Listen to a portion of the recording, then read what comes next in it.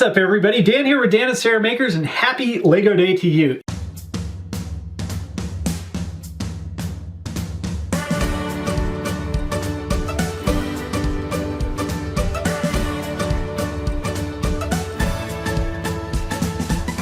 It is January 28th, and that is a very important date in the LEGO community. On January 28th, 1958, LEGO received its first patent for its plastic brick. And it was part of an element or a complete system that LEGO wanted to develop, which is what has become basically what we know as LEGO today. LEGO actually started in 1932, so they just celebrated their 90th anniversary last year, which is really cool.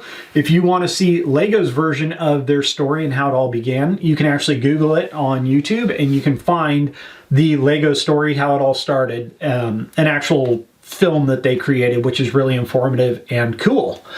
Now, I'm going to focus more on the US side of the LEGO story because there's some unique things that happened over here in the US early on, and there's all sorts of things that happened all over the world, but the US is kind of going to be where I focus. If you've played with LEGO in the past, if you haven't, if you're getting back into it, if you've got a box somewhere, if you've never used it before, I'm going to cover a bunch of different things that have been part of my experience and might help you out and just reinvigorate you if you haven't already gotten back into those boxes of LEGO. Let's go through some definitions that are common to LEGO users. The first one, AFOL. AFOL. That stands for Adult Fan of LEGO. I'm an AFOL. There's also KFOLs and TFOLs, so Kid Fan of LEGO and Teen Fan of LEGO. There's a BURP, B-U-R-P. That's a big, ugly rock piece. So there are these gray panels that are all jagged. They would use them a lot in the Knight Castle sets. Those are BURP pieces. A lot of us go through a dark age or a gray age. That's when we get old enough that Legos aren't cool anymore. We don't want to be seen playing with greebles or greebling. That is a term you don't hear a lot. Bevan with Bevan's Bricks on YouTube, he'll refer to it a lot because he likes using lots of little pieces on the front facades of his buildings. It gives a lot of interest. It makes it look really cool. It's not just a flat little piece of bricks like this. It would look like corbels and awnings and arches and just a lot of little intricate detail. That's greebling. A lug, or L-U-G, that's a LEGO users group. These are typically clubs that are created in different areas. There's like a C-Lug, which would be Seattle LEGO Users Group.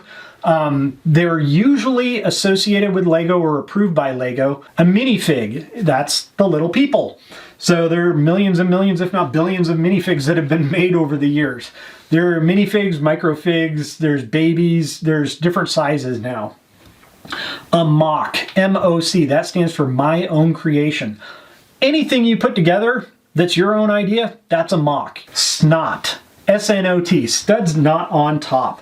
So this is a way of getting the studs or little dots on Legos to be on the sides, on the face, on the back, on the underside. It's just different building techniques to allow you to increase the way that you can build, the variety of options that you have. Brick built or poop.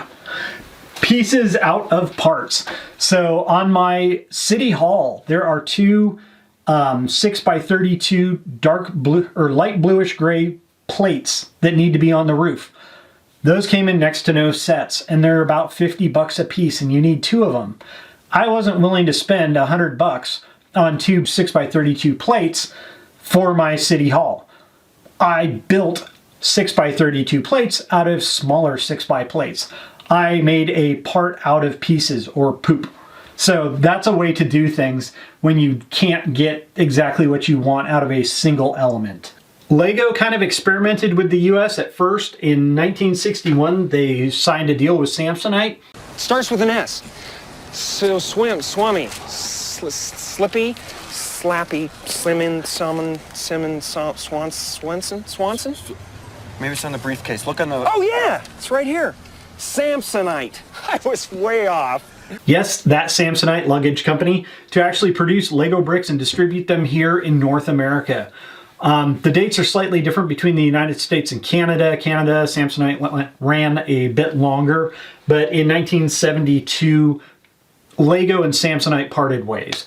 Samsonite manufactured these bricks in Boulder, Colorado on their own injection molding equipment with rented Lego dies. So as you can see, bricks look identical as modern bricks, more or less. So that's kind of the idea of the longevity of a Lego brick or element. They still work with today's bricks, which is really cool. In 1964 to 1971, Samsonite / Lego, they produced these jumbo bricks or kindergarten bricks, which are kind of a predecessor of the Duplo brick. So there are a few large ones. Even early on, they had motorized electrical toys. So this one here is actually still in the wrap. It's a motor with where you can plug in wheels or whatever in a battery pack. So this is an original. It was bought for $4.98. It still has the price tag on one end. So that's a really cool item there. It's similar to this motor pack here. It's a 4.5 volt little motorized assembly with a battery pack and a connecting wire. As you can see, these boxes here of loose parts or extra parts, these were from 1966. There was definitely a variation in the material used. Nowadays, and all I've seen is that Lego says they've used ABS plastic other than their rubbery, flexible materials. But there's definitely a different sheen to these types of bricks. Red is the most noticeable, where it's kind of this creamy, shiny color versus kind of the more matte color that you would associate with a Lego brick. Early on, they had a pretty good array of different styles of windows. They had the macaroni brick, which it didn't appear again until more recently, and I forget the exact date. I'll put it down below. And then they also had these corner bricks here, which 2x4x4 corner brick, basically. They don't make these anymore. And they came in a few different colors. I've got a white and a red example here. They had a flexible hinge piece, which is this kind of milky translucent plastic with some 2x2 plates. They have no studs on the back or tubes on the backside to connect, but they could go on the underside of a brick or plate. Early on, the 1x4 plates, they had kind of a waffle pattern on the back. They also had that in some of their 1x8 plates, but they also had the tube style on the back also. The bricks that are imprinted, the blue ones are actually kind of a European thing because Brussels and Geneva and Basel, Hamburg, those aren't here in the US, so whether those particular bricks were imported over from Europe, I'm not sure. And then the white ones here, like this one says garage, if you run your finger over the top of it, you can actually feel where it's been almost like they melted in the imprint of where they wanted the lettering to be, and then they filled it with ink. So these are some of the old bricks here available in the US, and you'll find these still floating around every now and again. You'll find a brick that looks like this, which looks like a knockoff, but in reality it isn't, just because the color of the plastic, the sheen, it feels wrong, but they are actually legitimate old Legos from the mid-60s. Over the years, Lego has done a great job branching out and providing a lot of different opportunities for people to enjoy the Lego experience beyond just buying a set and putting it together. Even in the early days in Denmark, they actually created a Legoland park, and now they have 10 worldwide with 3 in the United States. Legoland parks have been primarily outdoor attractions with even like theme park type things, but they've also created what they call discovery centers, which are basically kind of like a scaled down Legoland, but inside. There are 13 of those right now in the US. And then also you have your Lego shops. Lego shops are all yellow because that was the Lego color. They sell pretty much every current Lego set, including some older ones, and then they also have a pick-a-brick wall, which I'll talk about in a little bit. There are 833 Lego stores currently worldwide, with about 99 of them in the United States based off of my count. So that can change quite rapidly. They're opening, 40, 50 stores every year or more. So that may be an old number very soon. As far as other avenues of reaching out to people. They create a lot of different books. There are licensed books, there are unlicensed books. This is a licensed notepad, which is just a notebook. Then they have books, which are actually licensed by the Lego group, and you can actually see stuff. Lego got into Star Wars, which is an extremely popular series, and so you'll see a lot of these books at like secondhand stores from Lego where they would have had a little minifigure in there, but it's no longer in there. But there are a lot of books like this that follow a certain genre of Lego, and you'll get a little minifigure and a little blister pack on the front. There are also a lot of unofficial, non-licensed Lego books. So this one's the Unofficial Lego Builder's Guide. So it gives you a lot of tips and tricks on how to build, to design, to sort, to store, to just pretty much anything Lego. So that's another really popular way of experiencing Lego also. There are a lot of different avenues available out there to kind of surround yourself with Lego if you really want to. There are a lot of private websites out there that are run by just fans of Lego, and I'll run through a couple of them. There are a lot out there, but these are some of my top ones. There's Bricklink, which is basically for buying parts and just getting lost in. There's Rebrickable, which is a really cool site where there's a lot of instructions that people create on their own, like this little metal lathe here. You can download the instructions. Some of them are free, some of them are to be paid for, but they're non-official Lego sets that people have created really cool things themselves. There's Brick Owl, which is another parts place to purchase parts from. Individual parts, let me add that, and also sets. There's Brick Scout, there's Brick Set, and the Brick Brothers. So there's a lot of different online avenues for just kind of surrounding yourself with Lego. As far as purchasing Lego, there is the standard where you purchase the standard set. You build it, you've got your minifigures, you've got the little baggie of either stickers if you don't put them on, which I don't tend to put stickers on my sets, and then a lot of the little extra pieces that get eaten in vacuums and fall under cabinets and things like that that you'll never find again. So that's one method of purchasing Lego. Another method is you can go to the actual Lego store and they have what they call Pick-a-Brick, or the PAB wall, P-A-B. That basically has a bunch of tubs with a bunch of Lego pieces, and you can get one of these containers here. These currently are about $15.99. Anything you can fit in this container is $15.99. They have, you know, a selection of pieces. They'll maybe have 40 different types of pieces or elements that you can choose from, and they vary. Sometimes those bins will be empty, sometimes they'll just have a little handful, sometimes they'll be full. It just depends on when you go in the delivery cycle of elements. So this is a really good way to get a lot of pieces if you happen to see a piece that you want. Like I said though, it's limited. Sometimes they have them, sometimes they don't, and it's not guaranteed that they're always going to have a 1x6 or a white fence section.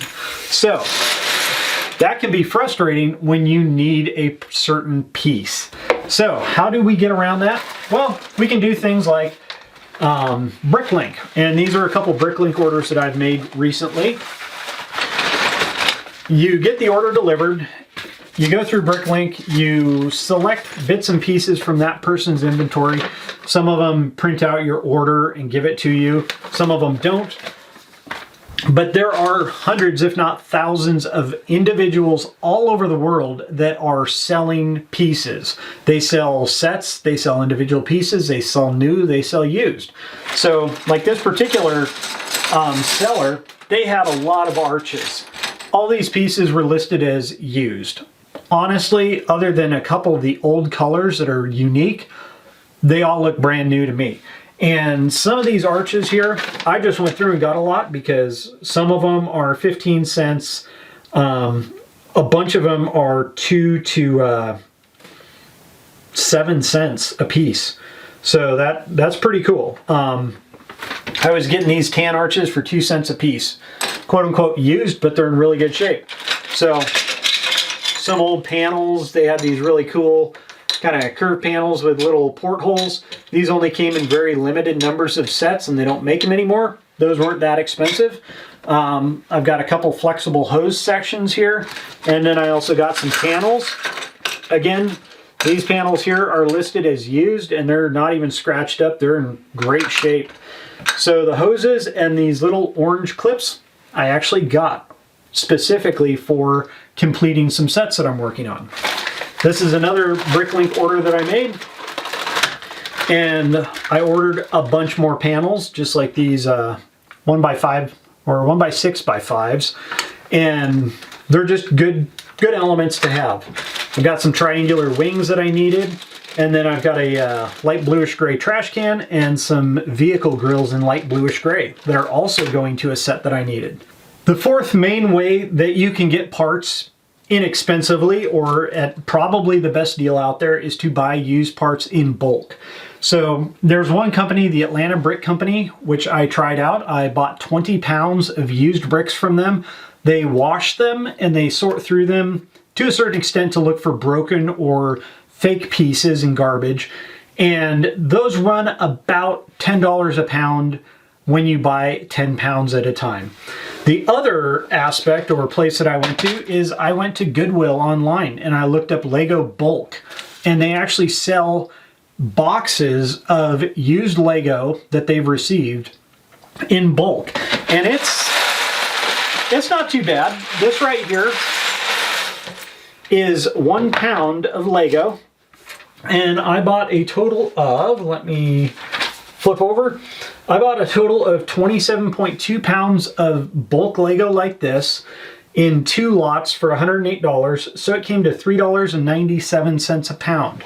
$3.97 for that much Lego is a killer deal. A lot of people say that the Goodwill Lego is rough. It's going to have a lot of garbage in it, a lot of broken pieces, a lot of non-Lego, things like that, and it's going to be super dirty, chewed up, messed up. My experience personally with the 27.2 pounds that I got, the only thing that was really dirty was this particular piece that was put together already, and I was able to determine that it was from the R2-D2 large model based off of this little controller in the center here, because that's one of the few sets it came with. So it's dusty, it's been on a shelf for a long time, but other than that, everything's pretty good. I got, you know, they actually have some almost assembled items. Here's the Ecto one from Ghostbusters. Here's a Explorer's rock drill thing that's almost complete. Here's a fire truck from a fire station in 2016. The fire truck itself weighs 8.1 ounces, which means that this thing is $2.01 for this fire truck. It's missing a few pieces, yes, but that's totally fine. I can find out which pieces it's missing, and there's a good chance they're in the pile, and if not, I can go to Bricklink. I could order those pieces for potentially just pennies. So it's a really good deal. If you have a limited budget and you just want more Lego, or you want to get somebody a lot of Lego for a really good price, check out Goodwill. Check out the Atlanta Brick Company. They tend to have pretty good deals compared to everything else. It's some of the least expensive sources of parts that I've found so far.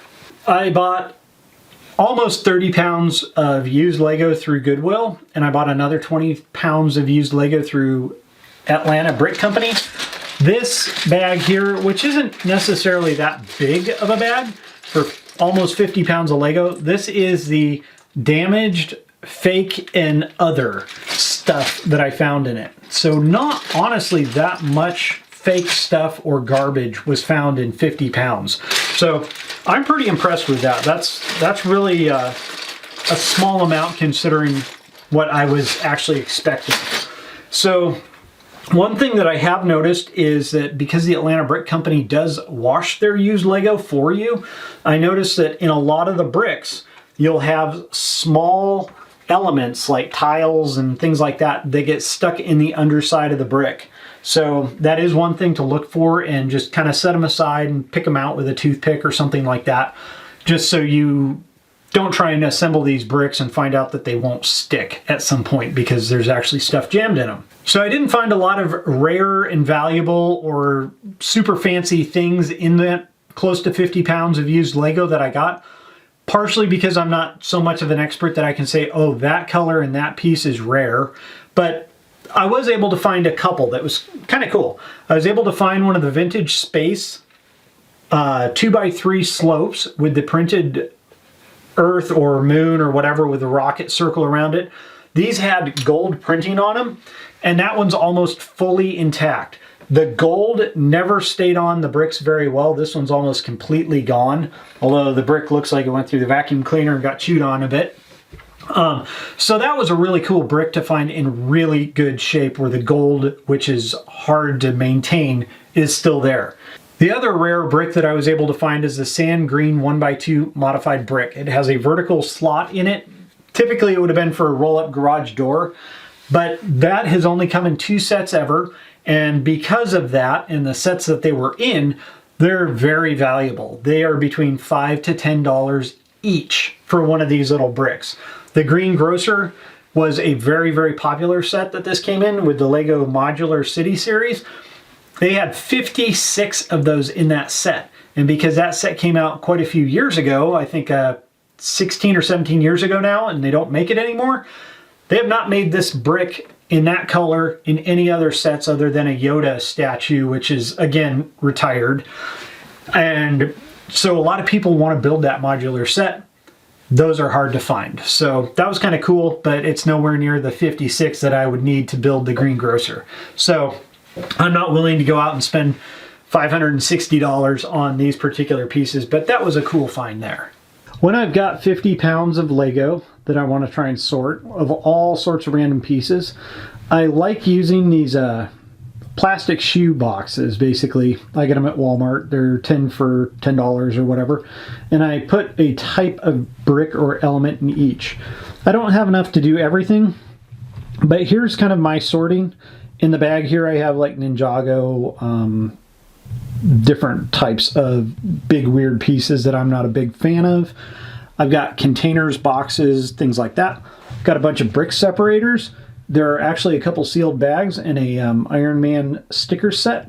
I've got flags and bars and clips and different things like that. We've got all sorts of tires and wheels.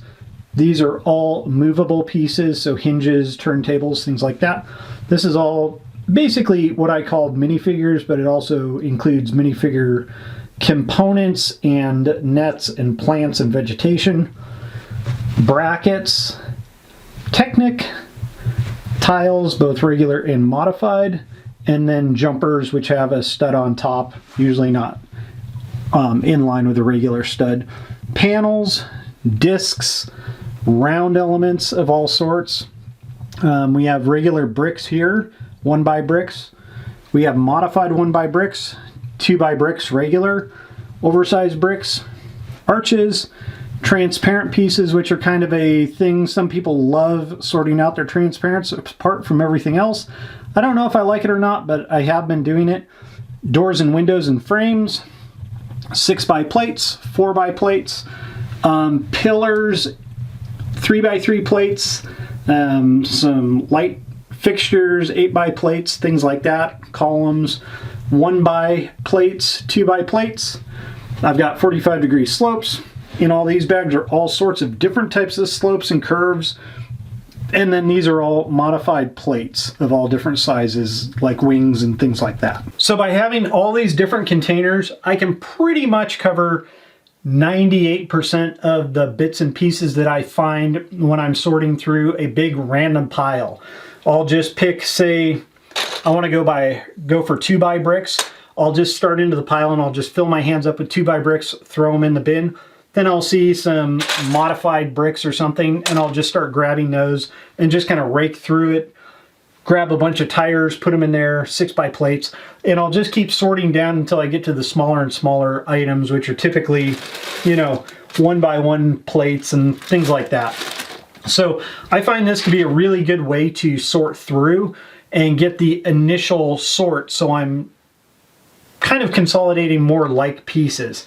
When it comes time to go through the bin, I can then, start putting like pieces together, the same style of wing or slope, these little A style pieces, and it's just a lot easier because you're only looking at, 60 or 70 different types of pieces or elements versus several thousand potential elements. When you get to the, say, the 2x bricks, you only have 2x2s, 2x3s, 2x4s, 2x6s, 2x8s, and 2x10s. You only have 6 elements in this box to have to worry about. So once I've got everything sorted out, I'm trying to keep the really badly damaged things out of here. But once I've got them sorted out and they're basically as sorted as I want them to be sorted, I then need to figure out a way to store them so I can access them, because I'm going to use these for sorting more pieces, and sometimes when the bin gets this full, I can't put much more in it.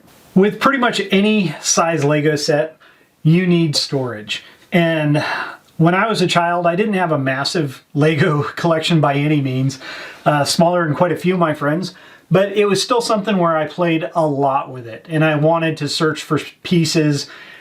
My collection at the time wasn't large enough to warrant, you know, specialty containers. I had maybe 10 of one piece or 15 of another or 2 of one.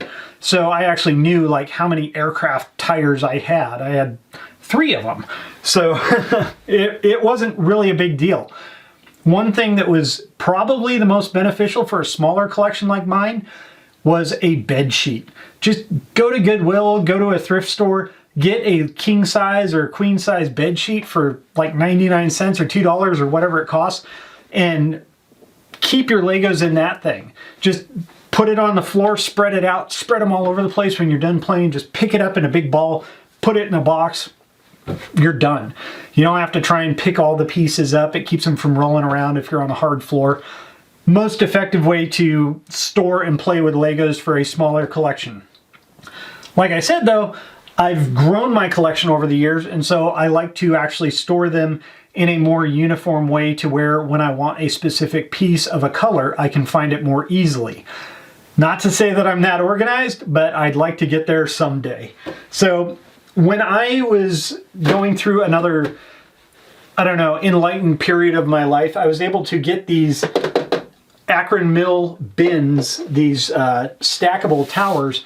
They were like 20 bucks a piece. I think the smaller drawers here, which have a lot more drawers, they're like $26 a piece. Now they're, some places are almost $100. It's ridiculous.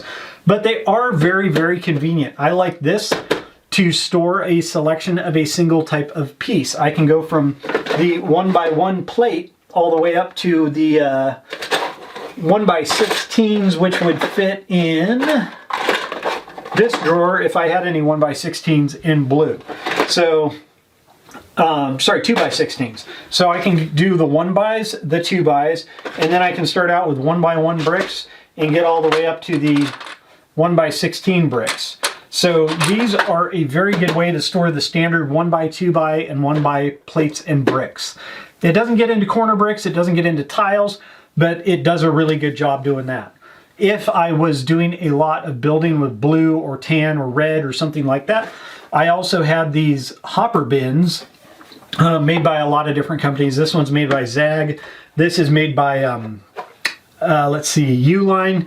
And then Akron Mills also makes a lot of these style bins. So these are great for your 2x bricks.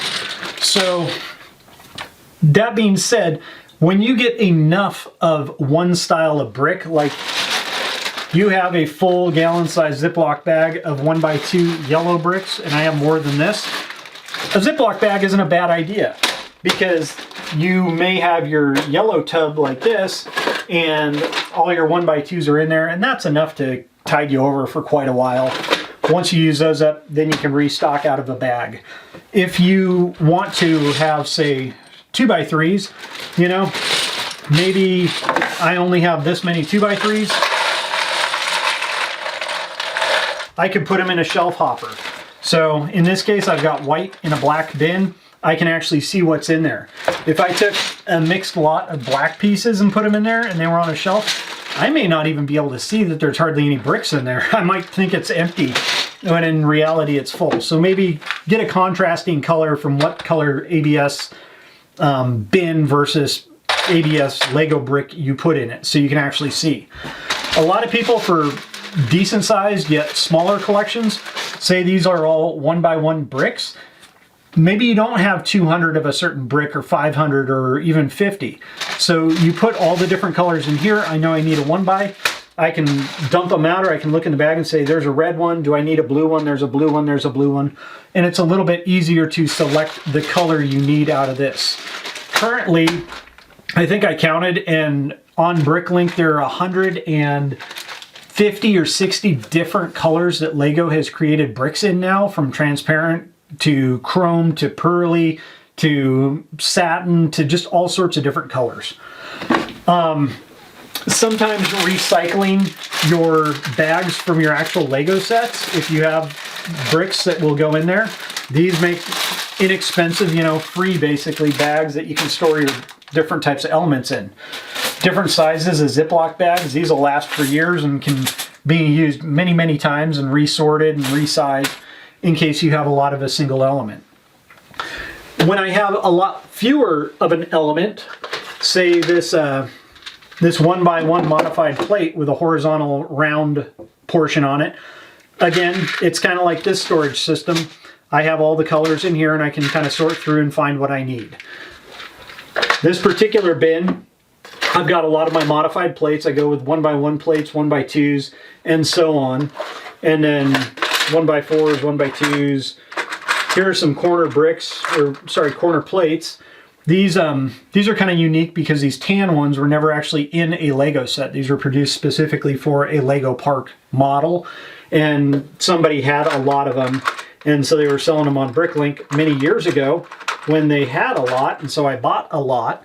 But they're very rare now because that small supply is exhausted and not really readily available anymore. When you go to a Lego store, you can go to the Pick a Brick wall and basically get a whole bunch of a single piece if you want. These Pick a Brick cups, they're nice because I believe they're 50 cents if you buy them with the Pick a Brick. And so you can store a lot of pieces in one of these if you want. They're kind of fun because they look like a Lego element. And then finally, one way that I store my elements is in these kind of like fishing tackle boxes. So this is, I was breaking out some new sets a while back, and so I had a decent variety of single elements. So I put them in here. They'll get moved on to larger containers where there are more of those elements in the future. These are some Plano boxes, and these are Technic pieces, and these are all Technic axles of different sizes. These are all, and I won't open it because they'll spill out everywhere, these are Technic connector pins, and the black ones, I'm almost full on those, and I've got another bag of probably 1,000 of the short black ones, and then I've got that whole Technic tub filled with probably several hundred of them. So I'm going to honestly need to figure out something else to put my Technic bricks into to upsize their storage area. If you're not familiar with it, Lego, about 18 years ago now, they came out with a Modular Series, which were more advanced, intricate, detailed models of different buildings. They were built on a 32 by 32 base plate, and they had a lot of parts in them. They came out with a new one every year, and they've been doing it for the last 18 years. And I kind of jumped on the bandwagon late. I came in when the Palace Cinema, it was still available, but it was basically pretty close to retiring. So I got the Palace Cinema, and then Sarah continued to purchase them during my birthday each year. And that kind of fell off, and we forgot about it, and she wasn't sure which ones I had and all that kind of stuff. So I've kind of ebbed and flowed, and then bought 2 or 3 sets in one year over time, and then kept up on it for a couple of years and then forgot. So I had 1, 2, 3, 4, 5, 6, 7, 8, 9. I have 9 of them now. I am still missing the Jazz Club, which just came out, and the police station. But I've got the most modern kind of grouping of the sets. I can still get the Jazz Club, I can still get the police station. I'm not worried about those going out of manufacture. Some of these older ones are no longer available, but I've got them. So that's pretty cool. But I wanted to get the previous, or the first 7 in the series. Those things are stinking expensive. I mean, some of them, if you want them new in box and sealed, they're thousands of dollars for a set that originally cost under $200, $120, $130. Just because they're old, they're rare, and they're popular. Used versions of them can also, like the greengrocer, that can also go $1,000 if you can find somebody that has a used set. All these sets here, they came with the minifigures, they came with all the accessories because I bought them in the box, brand new from the store. That being said, I wanted to see how close I could get to building the first 7 sets with the pieces that I already have in my collection. I went on Bricklink, I opened up that particular set, I put out the inventory or broke out the pieces in the inventory, I added them to my wanted list, and then I got a compiled list of all the pieces that go in the first 7 sets. I then rummaged through my collection, got as many of the pieces that I had that I needed for those first 7 sets, and then started purchasing just the pieces that I didn't have. So, I am pleasantly surprised to show you this. I have almost successfully completed the first 7 modular sets. These, I think, are good enough for me. I don't have the minifigures. Some people love minifigures. I'm not that big of a crazy fan about minifigures personally, so if minifigures are your thing, good. I'm not that big of a fan. I can have the zombie apocalypse city where there's only 1 or 2 minifigures in the entire thing and I'm probably good. But,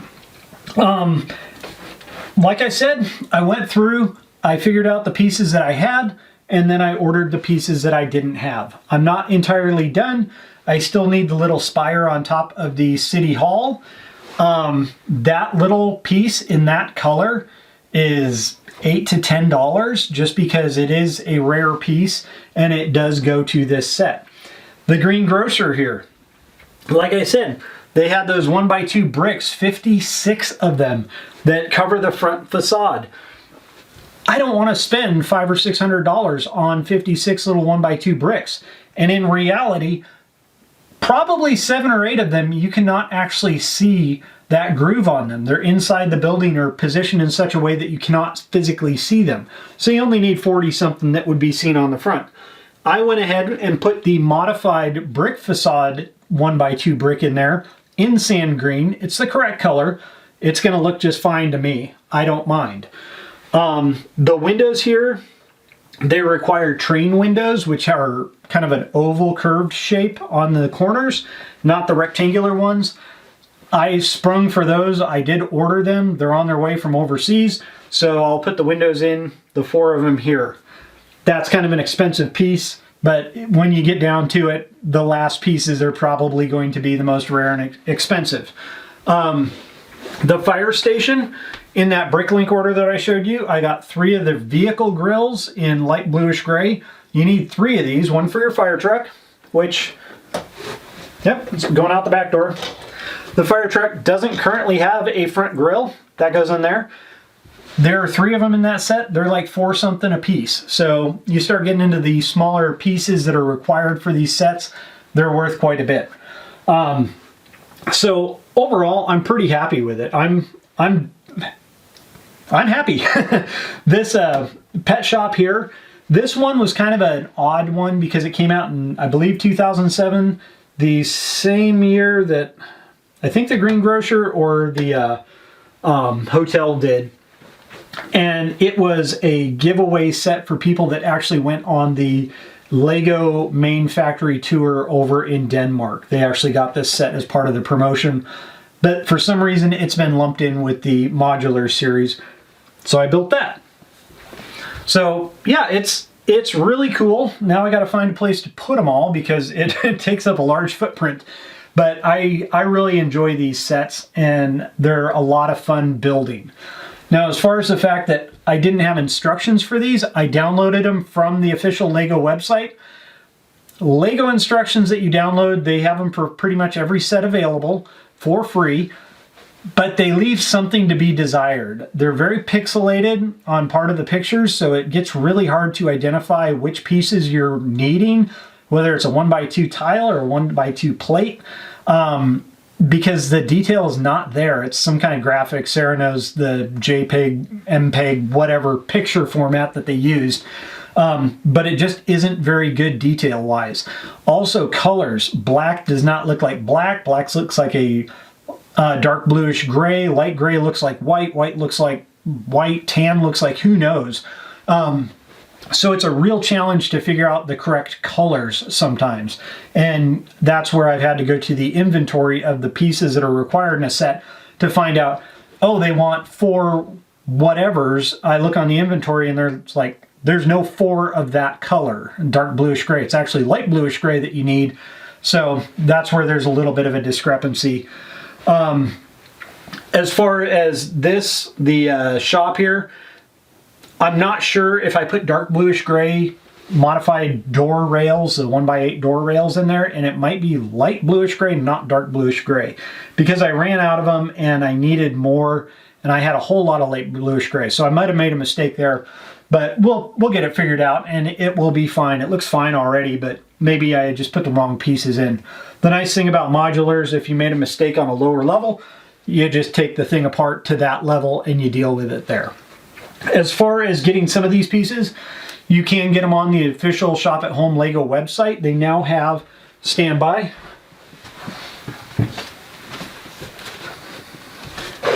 Back to my cheat sheet. They say that they currently have 12,682 parts available. So you can order 12,000 plus parts in a specific style or color on the Lego website. Some of them are in stock, some of them are out of stock. They produce some locally in your country, some are produced only in Denmark, and they take sometimes a month or more to get. They have a limit of 999 pieces of a single part that you can order at a given time. The colors are not the same description, so what you might think of as a green or a dark green might be an earth green. So maybe search online and see if you can find a correlation between, say, the Bricklink colors and the official Lego color, because there's a light stone gray or a dark stone gray instead of a light bluish gray or a dark bluish gray. So just make sure you get that. The pictures, sometimes you think you're ordering light bluish gray and it's actually white because that's the way it looks on their website, so they also have some issues there. Shipping is free though, so that's a big bonus. Bricklink, sometimes shipping prices can get really exorbitantly high. You order $6 worth of parts and you get 20 bucks for shipping because of where it's coming from, or they put insurance on it and tracking and super duper first class for you just to be nice. You pay for it, they don't. So that's some of the drawbacks and benefits depending on where you buy your parts from. So kind of weigh the pros and cons of what you're doing.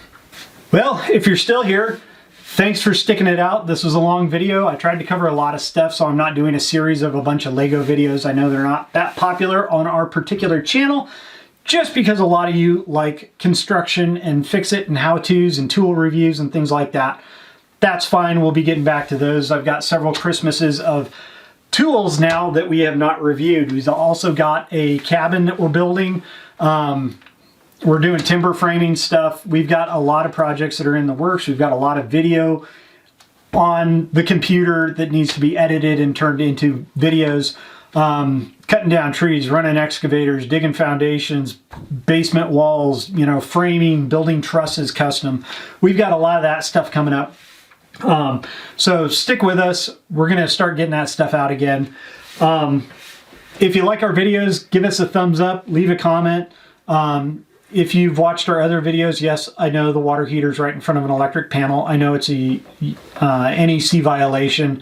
I didn't build the house. It's where it is. There's not much else I can do about it. So stop commenting, please. Anyways, if you want to see some of the stuff that we've been doing this last year and a half or so, since we haven't been posting videos really consistently, go to our Instagram, Dan and Sarah Makers. You can see a lot of those pictures. It's easy to take a picture or a short video and upload it, and you can check out what we're doing kind of real time there. So until next time, this is Dan with Dan and Sarah Makers. Thank you so much for joining us. Get out there. Everything is awesome. Enjoy your Lego. Have some fun with friends, kids, whatever. Pull the Legos out. Don't fight over them too much and just have fun. Bye.